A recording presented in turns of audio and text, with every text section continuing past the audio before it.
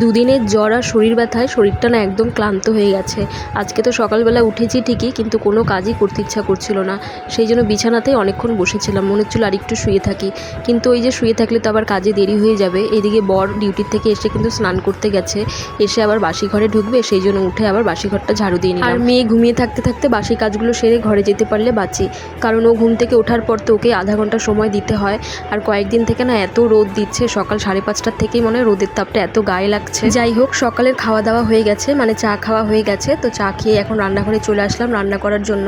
আর এসেই দেখি রান্নার তেলগুলো শেষ হয়ে গেছে, তাই তেলগুলো ভরে নিলাম। আর আজকে না রান্না করার মতন ঘরে কোনো রকম সবজি ছিল না, তাই বুদ্ধি করে একটু বেসন দিয়ে বড়া ভেজে নিয়েছি।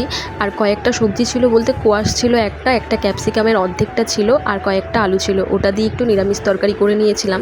তারপরে সন্ধ্যাবেলা বসেছিলাম মেয়েকে একটু পড়াতে। আর এখন প্রত্যেক দিনই কিন্তু ওকে আমি মুখে মুখে পড়াই, আর সেই জন্য কিন্তু অনেক কিছুইও শিখে গেছে।